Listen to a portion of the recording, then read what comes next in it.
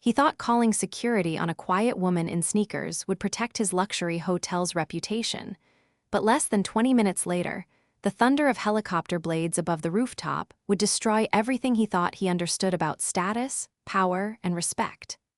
Before we continue, take a moment to subscribe to the channel and join our community for more stories about dignity, justice, and unforgettable moments that leave arrogant people speechless. Now, back to Claire Bennett. The Grand Meridian Hotel stood like a palace of glass and gold against the Chicago skyline, its towering windows reflecting the orange glow of the late afternoon sun, while luxury sedans lined the circular driveway outside. Inside, the marble lobby shimmered beneath enormous crystal chandeliers, and the soft melody of a piano floated through the air as wealthy guests in tailored suits and designer dresses moved between the private lounges and concierge desks. Every inch of the hotel projected exclusivity. Every detail whispered power. And standing quietly near the entrance was a woman Ethan Caldwell immediately decided did not belong there. Claire Bennett stepped through the revolving doors wearing white sneakers, dark jeans, and a simple cream-colored sweater that looked more comfortable than expensive. Her blonde hair rested loosely over her shoulders, untouched by the polished glamour surrounding her. At 36, Claire carried herself with calm confidence, but it was the kind of confidence people often ignored because it wasn't loud. She paused near the lobby display, studying the floral arrangements while holding a small leather folder against her chest. She wasn't there to impress anyone. She was there to finalize details for a private anniversary event she had been quietly organizing for her husband. But Ethan Caldwell never gave her the chance to explain. From behind the front desk, the hotel manager adjusted his navy suit jacket and narrowed his eyes. At 45, Ethan had built his career on appearances. To him, luxury wasn't about service. It was about separation. People like Claire threatened the image he worked obsessively to maintain. He watched as a pair of socialites glanced toward Claire with subtle amusement before whispering to each other behind champagne glasses. That was enough for him. His polished shoes echoed sharply across the marble floor as he approached her with a smile so rehearsed it barely concealed the irritation underneath. "Ma'am," he said smoothly, his eyes drifting toward her sneakers, "the public cafe entrance is located on the other side of the building." Claire looked up politely, almost confused by the assumption. "Oh, I'm actually here for a meeting," she answered softly. "I just need to speak with the event coordinator for the rooftop ballroom." Ethan's expression tightened almost imperceptibly. Rooftop ballroom reservations at the Grand Meridian were reserved for politicians, celebrities, and billionaires. Women dressed like Claire did not casually schedule events there. Around them, conversations began slowing as nearby guests sensed tension forming in the lobby. Claire remained calm, but Ethan mistook her quietness for weakness. "I'm afraid access to private areas is restricted to registered guests and approved clients," he replied, lowering his voice into something colder. "Perhaps there's been some misunderstanding." Claire's fingers tightened slightly around the leather folder. "There hasn't," she said gently. "The reservation should be under Bennett." Ethan glanced toward the concierge, who hesitated uncertainly behind the desk. But Ethan had already decided what kind of person Claire was long before hearing her last name. And in his mind, people like her did not belong inside places like the Grand Meridian. The lobby grew quieter. Somewhere in the distance, the soft piano music stopped for just a moment. And above the city skyline, still too far away for anyone to notice, the faint sound of helicopter blades had already begun cutting through the evening air. Claire noticed the subtle shift in the lobby the moment Ethan Caldwell heard her last name. Not fear, not recognition, just irritation that someone dressed so plainly continued speaking as though she belonged there. Behind the concierge desk, a young employee quietly typed into the reservation system while glancing nervously between Claire and the hotel manager. Ethan folded his hands in front of him with the polished patience of a man who had spent years removing unwanted inconveniences from wealthy spaces without ever raising his voice. "Bennett," he repeated slowly, as if testing the name for flaws. "And what company are you affiliated with, MS?" Bennett. Claire remained composed despite the growing attention surrounding them. Guests lingering near the grand staircase had started pretending not to watch. A waiter carrying crystal glasses slowed almost imperceptibly. Even the pianist across the lobby seemed distracted now, fingers hesitating above the keys. "It is a private anniversary event," Claire answered politely.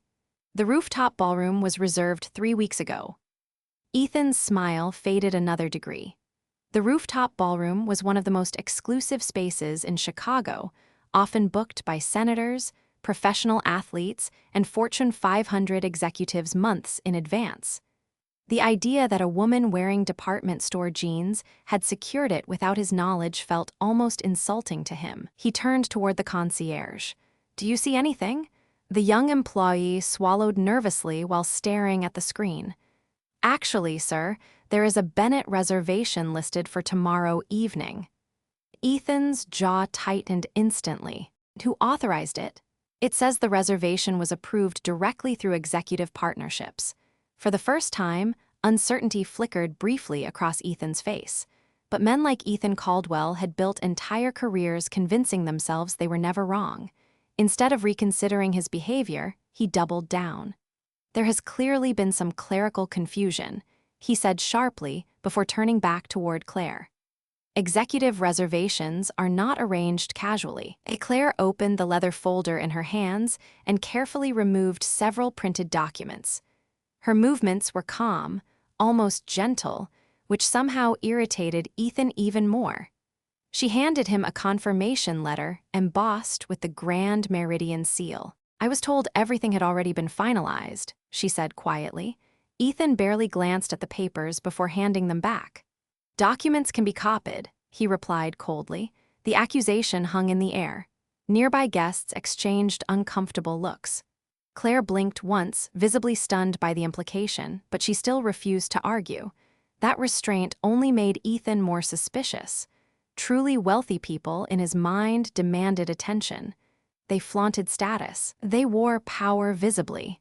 Claire Bennett did none of those things, and Ethan mistook dignity for weakness. "I think it would be best if you left the property until this matter can be verified," he said firmly. Claire's cheeks flushed slightly beneath the golden lobby lights. "I flew in this morning to prepare for the event," she answered softly. "My husband will be arriving soon." Ethan gave a quiet laugh under his breath, just loud enough for several nearby guests to hear it. "I am sure he will," he said. A few people smiled awkwardly while others looked away entirely, embarrassed by what was unfolding. Claire lowered her eyes for a moment, gripping the folder tightly against her chest. For the first time since entering the hotel, she looked genuinely hurt. Not angry, hurt. The kind that came from being publicly diminished by strangers who knew nothing about her life. And still, she did not raise her voice. She did not threaten anyone. She simply reached slowly into her sweater pocket and pulled out her phone. Ethan watched her carefully, convinced she was about to call someone for help. What he did not realize was that the man receiving her message was currently flying over Lake Michigan in a black helicopter, worth more than Ethan's entire annual salary.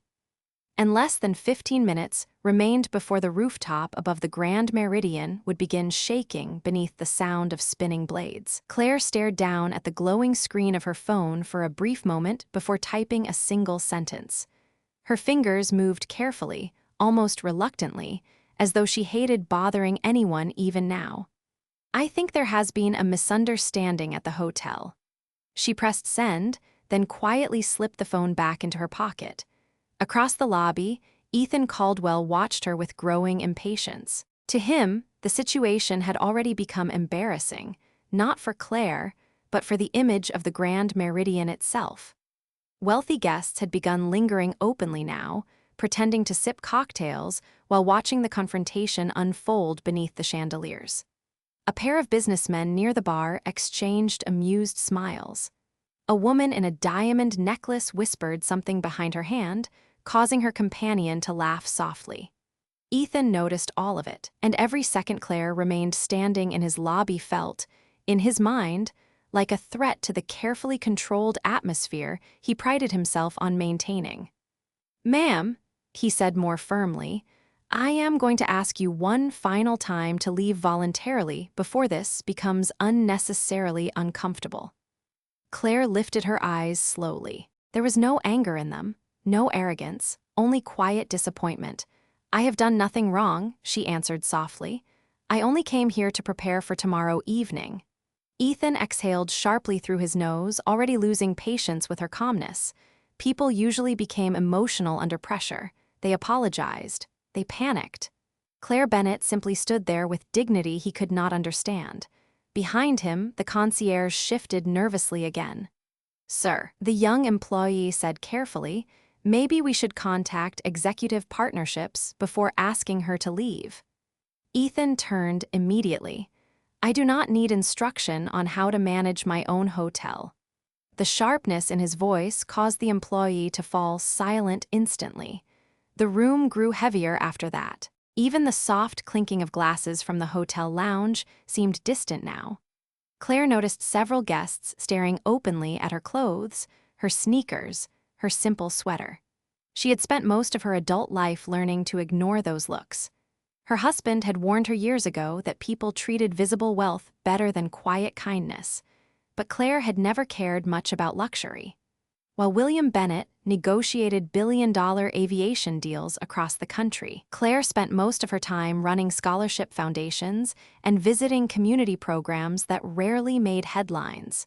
She preferred ordinary life, ordinary people, but moments like this reminded her how cruel appearances could make strangers become. Ethan motioned toward the security desk near the elevators. Two security officers immediately straightened and began walking toward the lobby entrance.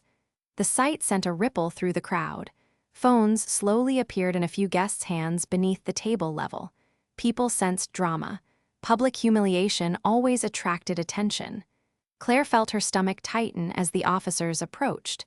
The taller guard spoke gently, clearly uncomfortable. "Ma'am, we are going to need you to come with us." Ethan folded his arms, satisfied the matter was finally ending. "Thank you," he said crisply. "Please escort her out professionally." Claire looked around the massive marble lobby one more time, her cheeks flushed under the chandelier light. For the first time, her composure cracked slightly, not with anger, with sadness. "I really did reserve the ballroom," she said quietly. The taller guard hesitated. Something about her voice did not match the situation Ethan had painted.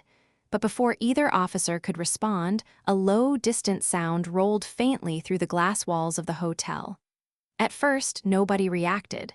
The noise blended into the rhythm of downtown Chicago traffic outside.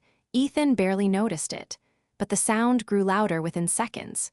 Deep, rhythmic, powerful. Several guests near the windows turned their heads upward instinctively. The concierge frowned.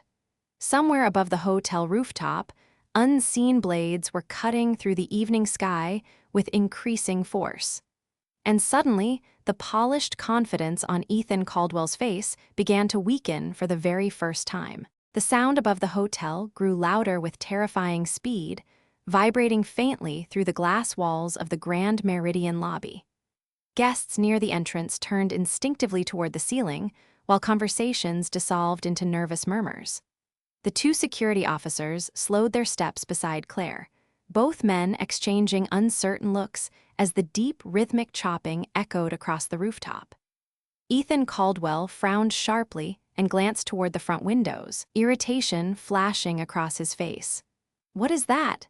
He snapped toward the concierge desk.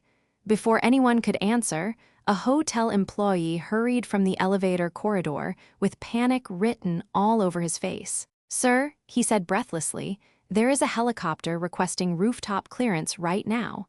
Ethan's expression darkened immediately. "We do not have any rooftop arrivals scheduled tonight." The employee swallowed hard.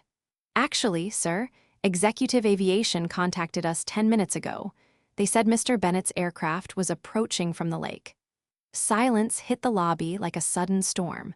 Claire lowered her eyes quietly while Ethan froze mid-breath. The name landed differently now. Several nearby guests turned fully toward Claire for the first time, studying her face more carefully as realizations slowly began spreading through the room. Chicago was not a city unfamiliar with powerful names. William Bennett was known everywhere. Billionaire investor, aviation magnate, owner of Bennett Aerospace Holdings, one of the largest private aviation companies in the country. A man whose helicopters regularly appeared on financial news broadcasts beside skyscraper rooftops and political fundraisers. Ethan felt the blood drain slowly from his face. "That is impossible," he muttered under his breath. But even as he said the words, the growing thunder overhead told him otherwise. The chandelier crystals trembled faintly. Outside the massive lobby windows, several pedestrians on the street below had already stopped to look upward. The concierge behind the desk suddenly stood straighter, eyes widening as he checked the reservation details again. "Sir," he whispered carefully, "the rooftop ballroom reservation was authorized personally through Bennett Aerospace executive offices." Ethan stared at him in disbelief. His polished confidence began cracking visibly now. Around the lobby, guests who had smirked moments earlier suddenly avoided eye contact altogether. The woman wearing diamonds quietly lowered her champagne glass. One businessman slipped his phone back into his pocket, no longer amused by the situation unfolding before him. Claire remained completely still through all of it. No smug smile, no dramatic speech. She simply stood beside the marble fountain, holding her leather folder, while the sound of spinning rotor blades shook the rooftop above them. That quietness unsettled Ethan more than anger ever could have. Because truly powerful people did not need to announce themselves, they only needed to arrive. Suddenly, the front entrance doors burst open as the hotel's general manager hurried inside, surrounded by two senior staff members. His expensive gray suit was slightly disheveled, his face tense with urgency. "Where is she?" he demanded immediately. Ethan stepped forward quickly, desperate to regain control. "Sir, there appears to have been confusion regarding a reservation." But the general manager ignored him completely. His eyes landed on Claire, and within seconds his entire posture changed. Respect replaced panic instantly. "Mrs. Bennett," he said carefully, almost breathless, "I sincerely apologize for this misunderstanding." A hush swept across the lobby. Ethan looked as though the ground beneath him had disappeared. Claire gave a small, polite nod. "I only came to prepare for tomorrow evening," she answered softly. The general manager turned slowly toward Ethan then. The disappointment in his expression was cold enough to silence the room without effort. "You called security on Mrs. Bennett?" he asked quietly. Ethan opened his mouth, but no words came out. Above them, the helicopter settled fully onto the rooftop landing pad with a deafening roar that seemed to shake the entire building. And at that exact moment, every person inside the Grand Meridian realized the quiet woman they had dismissed so easily was connected to a level of power none of them had expected. The lobby remained frozen beneath the trembling chandelier lights as the roar from the rooftop slowly faded into a heavy mechanical hum above the building. Nobody moved. Nobody spoke. The Grand Meridian, a place usually filled with polished conversations and practiced smiles, had fallen completely silent. Ethan Caldwell stood motionless near the concierge desk, his face pale beneath the golden glow of the lobby lights. Only minutes earlier, he had been certain he was protecting the prestige of the hotel. Now, every pair of eyes in the room looked at him differently. The general manager adjusted his tie with visibly shaking hands before turning back toward Claire. "Mrs. Bennett," he said carefully, "please allow us to escort you to the executive lounge while we correct this immediately." Claire gave a small, polite smile, but there was sadness behind it now. "That will not be necessary," she answered softly. "I was only waiting for my husband." Ethan swallowed hard. Hearing her say the words aloud felt different now. Real. Permanent. One of the security officers who had been instructed to remove Claire quietly stepped backward, visibly uncomfortable. The taller guard lowered his eyes entirely, embarrassed by what he had unknowingly become part of. Across the lobby, guests who had watched Claire with amusement moments earlier suddenly avoided looking at her altogether. A businessman near the bar muttered something under his breath before quickly leaving with his wife. The woman in diamonds stared into her champagne glass as though wishing she could disappear from the room entirely. The sound of elevator doors opening echoed sharply through the marble corridor. Every head turned instantly. Two men in dark suits stepped out first, scanning the lobby with calm professionalism before moving aside. Then William Bennett appeared. He walked into the lobby without hurry, wearing a charcoal overcoat over a tailored black suit, his expression composed and unreadable.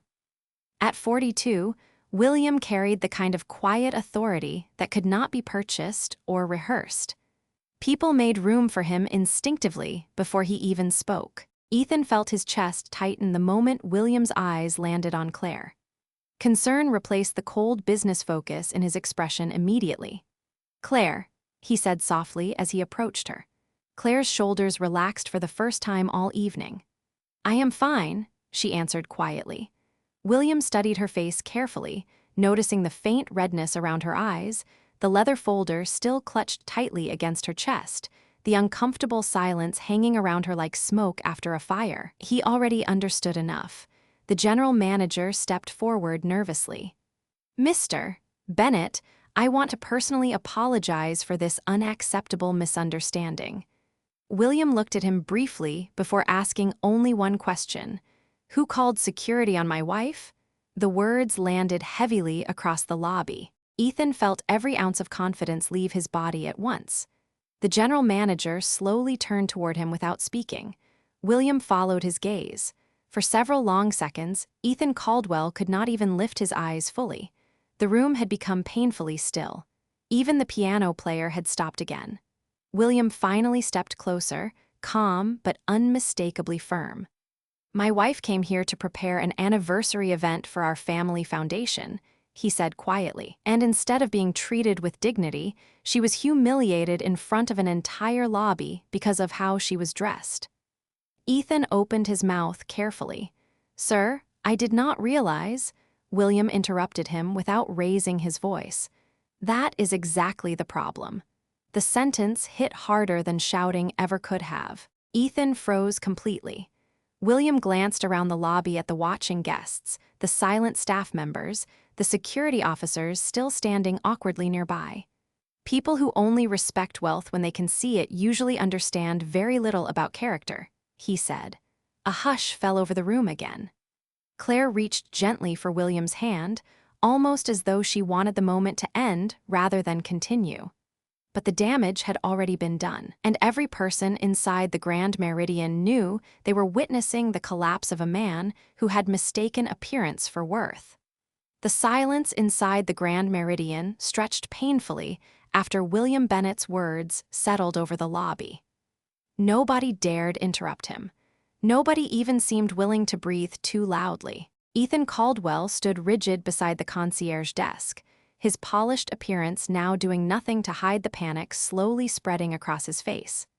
He had spent years controlling rooms with confidence, reading people instantly, deciding who mattered before they even spoke.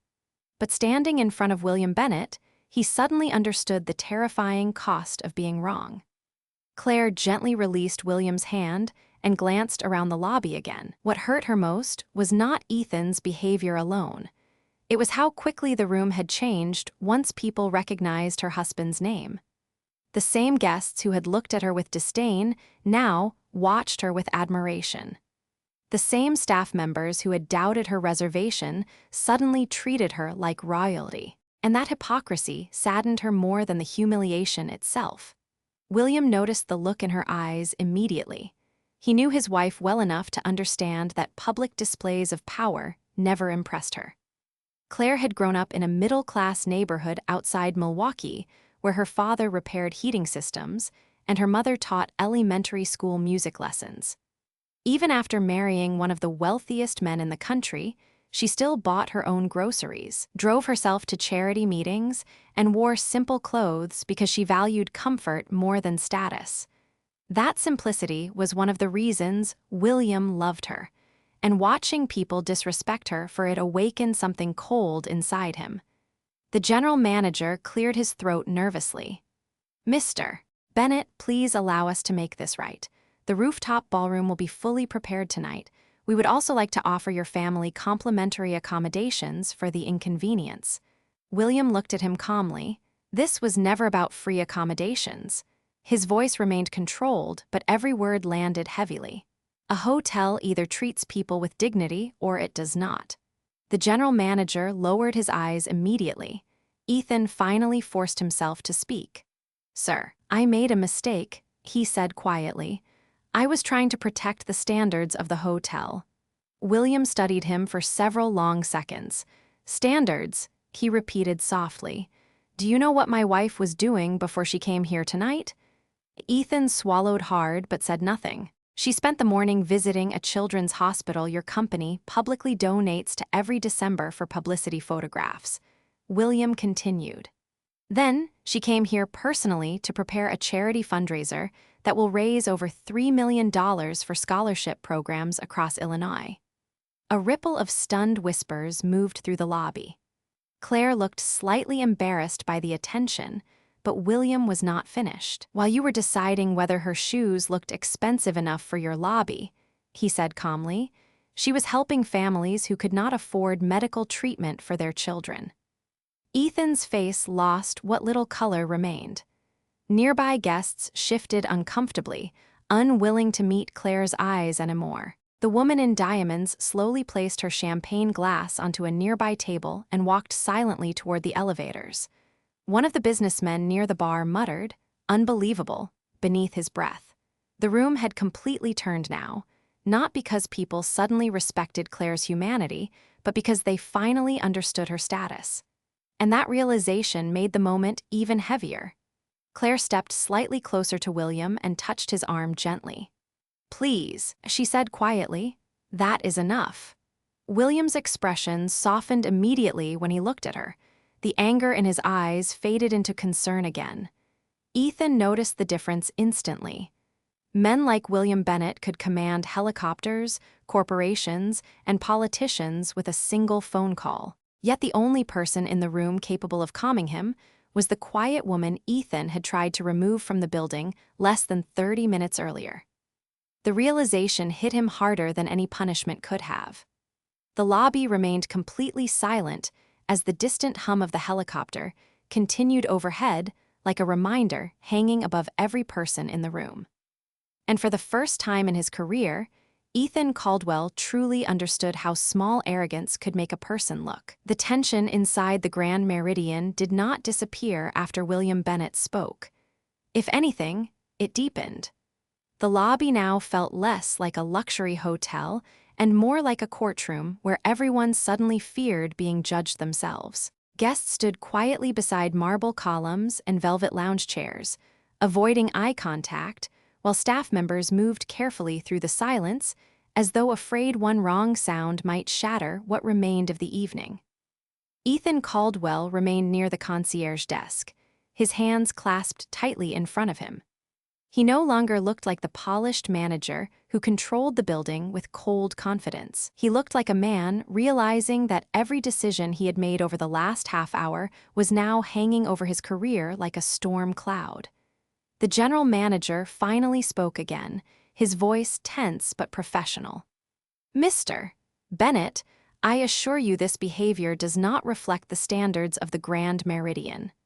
William glanced toward him briefly. "Actually," he replied calmly, "it reflects them perfectly." Another silence swept through the room. The sentence landed with brutal precision because everyone knew it was true. Ethan had not invented those attitudes alone.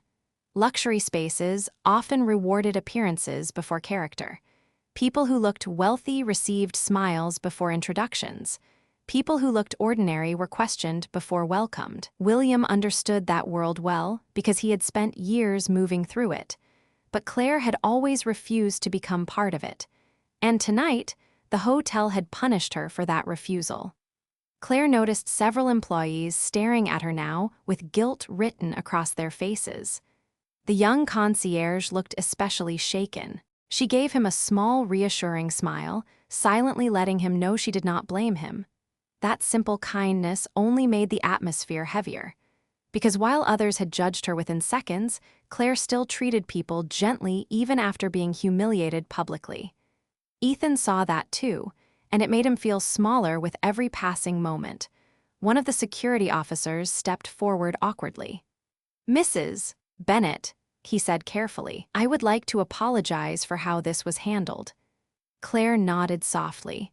"You were only doing your job." The guard lowered his eyes, visibly relieved but still ashamed. William looked around the lobby again, taking in the nervous staff, the silent guests, the expensive surroundings suddenly stripped of glamour. Wealth had a strange effect on people, he thought. It exposed character faster than poverty ever could. Some people became generous, others became cruel, and some became so obsessed with status that they forgot basic human dignity entirely. Ethan finally gathered enough courage to speak again. "Mr. Bennett," he said quietly, "I understand there is nothing I can say to excuse this, but I never intended to disrespect your wife personally." William studied him for a long moment. "That is the problem with prejudice," he answered calmly. "People rarely think they are cruel while they are doing it." The words hit Ethan harder than anything else that evening. Because deep down, he knew William was right. He had not viewed himself as a bad person. He believed he was protecting luxury standards, maintaining exclusivity, preserving image. But standing there now, watching Claire quietly comfort employees who had helped humiliate her, Ethan saw himself clearly for the first time. And he hated what he saw. The general manager straightened slightly before making a difficult decision. "Mr. Caldwell," he said carefully, "I am going to ask you to step away from your duties for the remainder of the evening pending formal review." Ethan closed his eyes briefly. The words were calm, corporate, professional, but everyone in the room understood what they meant. A hush fell across the lobby again. Ethan nodded slowly, unable to argue. His career at the Grand Meridian was collapsing in complete silence. No shouting, no dramatic scene. Just consequences arriving with quiet precision. Claire looked toward William again, her expression saddened rather than satisfied. She did not enjoy watching people fall, even now. Especially now. But William understood something Ethan Caldwell was only beginning to learn. Respect was never measured by marble floors, designer suits, or rooftop helicopters. It was measured by how someone treated a stranger before knowing whether they were important. The atmosphere inside the Grand Meridian shifted completely after Ethan Caldwell was asked to step away from his position. The luxurious lobby still glowed beneath crystal chandeliers, and the marble floors still reflected the warm, golden lights overhead. But something invisible had changed. The illusion of superiority that once filled the room had cracked open, exposing embarrassment, guilt, and quiet self-reflection underneath. Ethan stood frozen for another moment beside the concierge desk before finally nodding slowly. He removed the name badge from his suit jacket with trembling fingers and placed it carefully on the marble counter. No one mocked him. No one celebrated. That silence somehow felt heavier than public humiliation ever could have. Claire watched him quietly, her expression soft with sympathy despite everything that had happened. Ethan noticed it immediately, and somehow her compassion hurt more than anger would have. "Mrs. Bennett," he said carefully, his voice lower now, stripped of arrogance entirely, "I owe you an apology." The lobby remained still as he spoke. "I judged you before giving you the chance to speak. I assumed things about you that were not true, and I embarrassed you publicly because of it." Claire looked at him calmly for several seconds before answering. "You were not really judging me," she said softly. "You were judging what you thought someone like me represented." Ethan lowered his eyes. because deep down, he knew she was right. Claire Bennett represented ordinary people, the kind who entered luxury spaces without designer labels or visible status symbols. The kind Ethan had trained himself to view with suspicion. For years, he had convinced himself that exclusivity meant excellence. But standing there now, he realized how easily that mindset had turned into cruelty disguised as professionalism. William glanced toward the general manager, who still looked visibly shaken. "Tomorrow night's fundraiser will continue as planned," William said calmly, "but I want every employee working that event personally invited regardless of position." The general manager blinked in surprise. "Sir?" William nodded once. "Housekeeping, security, kitchen staff, concierge, everyone." Claire smiled faintly beside him, finally recognizing the decision before he explained it. William looked around the lobby slowly. Too many people in places like this spend their lives believing some human beings matter more than others, he said quietly. Tomorrow night is supposed to raise money for scholarships. It should also remind people what dignity actually looks like. Several employees standing nearby looked stunned by the invitation. One housekeeper near the elevator corridor pressed a hand gently against her chest, as though trying to process what she had just heard. The younger concierge lowered his eyes, visibly emotional. Ethan stared at William in disbelief.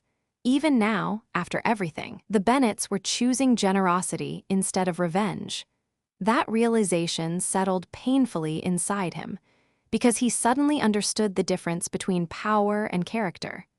Wealth could purchase helicopters, penthouses, and luxury hotels, but kindness under humiliation was far rarer. Claire slowly walked toward the concierge desk and picked up Ethan's discarded name badge. For a second, the entire room watched her silently. Then she handed it back to him. Ethan looked confused. "Everyone deserves the chance to become better than their worst moment," she said softly. Her words struck the room with quiet force. Ethan stared down at the badge in his hand, unable to speak. The general manager looked stunned. Even William's expression softened slightly as he watched his wife. The lobby fell silent again, but this time the silence felt different. Not tense, reflective. Guests who had once judged Claire now looked ashamed of themselves. Staff members stood straighter.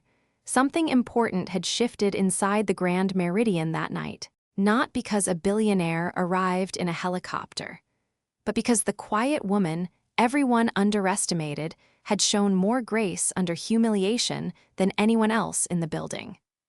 The following evening, the rooftop ballroom of the Grand Meridian looked completely different from the tense lobby that had fallen silent the night before. Warm candlelight reflected across glass walls overlooking the Chicago skyline, while soft jazz drifted through the air beneath strings of golden lights suspended above the dining tables. But the biggest difference was not the luxury. It was the atmosphere. For the first time in years, every employee of the hotel had been invited into the ballroom alongside the city's wealthiest donors and executives. Housekeepers stood beside business leaders. Security officers shared tables with investors.